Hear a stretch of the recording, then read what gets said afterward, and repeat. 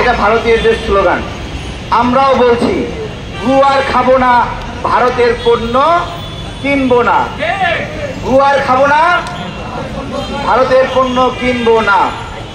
আমার একজন শিক্ষক আছে, উনি অনেক দিন আগে ছোটবেলায় একটা গল্প শুনিয়েছিলেন। গল্পটা হলো, আমেরিকাতে একটা সিনেমা হলে সিনেমা দিয়েছে, ভারতের একটা বিখ্যাত পরিচালকের সিনেমা। সেই সিনেমায় আমেরিকানরা দেখছে, এটা সারা বিশ্বে অনেক জনপ্রিয় হয়েছে সিনেমাটা। আমেরিকানরা ভাবলো আমরাও এই সিনেমাটা দেখি, তাদের হলে সিনেমা নিল।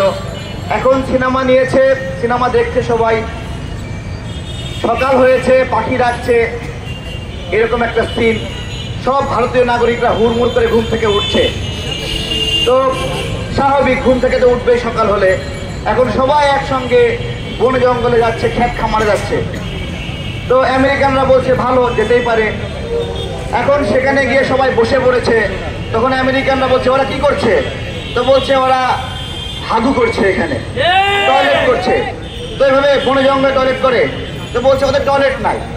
তো আচ্ছা ঠিক আছে, টয়লেট না থাকলে তারা তো কোথায় করবে? তো করছে। এরপরে গাছের পাতা, শুকনা পাতা এগুলো ছিঁড়ে তারা পরিচ্ছন্ন হচ্ছে।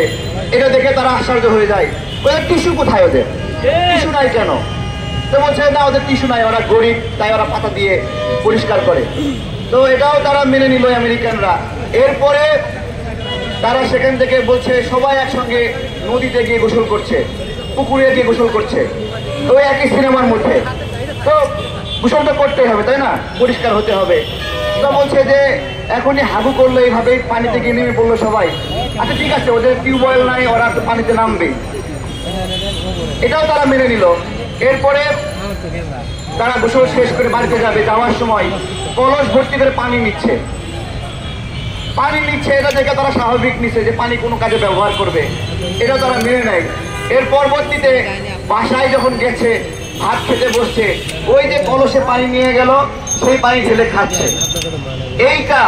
এইটাই আমেরিকানরা মেনে নিতে পারেনি। করে এরা কি অদ্ভুত জাতি!